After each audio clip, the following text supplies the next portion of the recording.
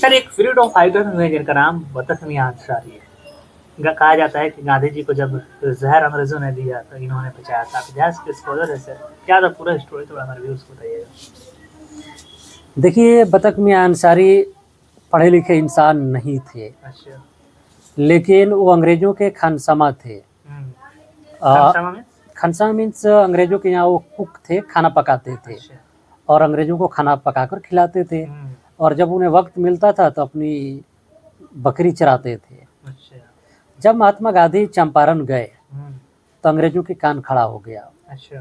क्योंकि महात्मा गांधी अफ्रीका में, दक्षिण अफ्रीका में कालों को और भारतीयों को उन्हें एक तरह से लिबरेट करने की कोशिश की और राइट दिलाने की कोशिश की। तो जब महात्मा गांधी पहुंचे चंपारण तो अंग्रेजों के पास तार पहुंचा उनके बड़े बड़े ऑफिसर्स को कि ये जो किसानों को राइट दिलाएंगे, अधिकार, इनको वहां से निकाला जाए। तो अंग्रेजों का जो कमिश्नर था तो उसने पहले धमकाया महात्मा गांधी को तो और कहा कि आप पर मुकदमा कर देंगे, केस कर देंगे, जेल में डाल देंगे, आप चंपारण छोड़िए। महात्मा गांधी वकील थे, झुके नहीं। इसके बाद अंग्रेजों ने एक टैक्टिस निकाली कि बतख मियां अंसारी को कहा कि ऐसा करो, महात्मा गांधी को खाने में या दूध में जहर दे दो। लेकिन बतख मियां अंसारी मुसलमान थे और एथिक्स और ईमान का ख्याल रखते थे। उन्होंने महात्मा गांधी को एज अ मानवीय या इंसानियत नवाज भावना के तहत महात्मा गांधी को शहर क्या बतख मियां अंसारी ने मिलाया था? नो, अंग्रेजों ने दिया था। अंग्रेजों का जो बड़े लोग थे, जो वहाँ के प्लांटर्स थे, जो लोग नील की खेती करते थे और अंग्रेजों के ऑफिसर थे, वो इससे खासे नाराज थे कि अगर अंग्रेज नील की खेती नहीं करेंगे तो हमारे तो लाखों करोड़ों का, अरबों का नुकसान जाएगा। तो बतख मियां अंसारी को यूज करना चाहा कि तुम हमारे खानसामा हो, महात्मा गांधी को जहर दे दो, बात की बात हो जाएगी। और ये जहर धीमा धीमा असर करता।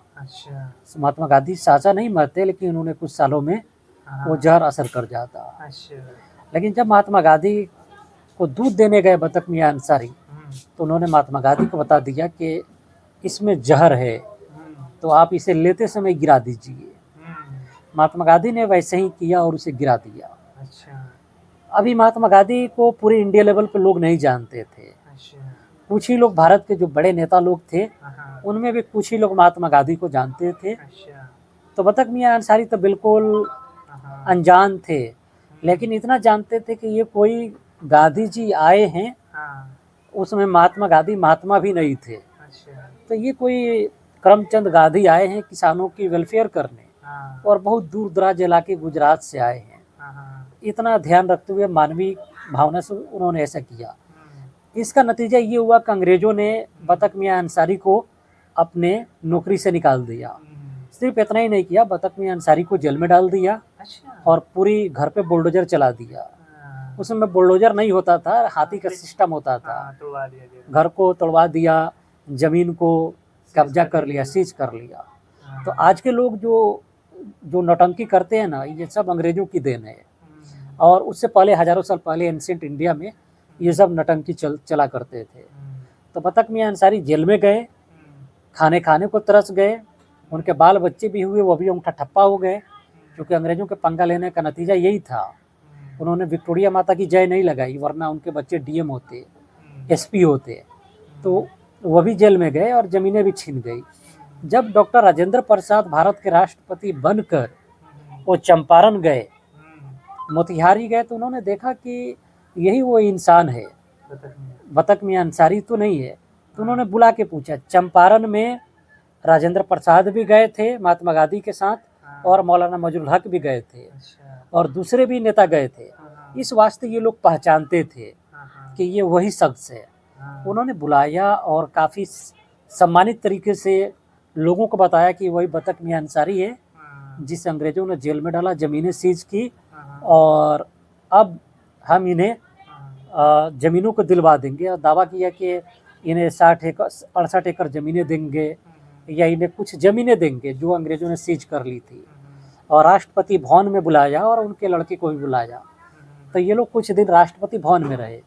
लेकिन कहा जाता है कि बदकिस्मती से 50-60 साल गुजर गए, वो ज़मीन नहीं मिली। आपको ये बात बता दें कि अंग्रेजों के ज़माने की जो डीएमएसपी विक्टोरिया माता की जय लगाते थे, वो आज़ादी के बाद भी वही डीएम थे, वही एसपी थे। तो उन्हें कैसे अच्छा लगेगा कि ये एक जो फ्रीडम स्ट्रगल में गांधी जी को जान बचाया है, अंग्रेज़ों से लड़ा है, यानी मेरे आका और मालिक स्वामी से लड़ा है, तो इसको कैसे ज़मीन मिले। तो आज तक वो ज़मीन नहीं मिला है जो डॉक्टर राजेंद्र प्रसाद ने देने को बात कही थी।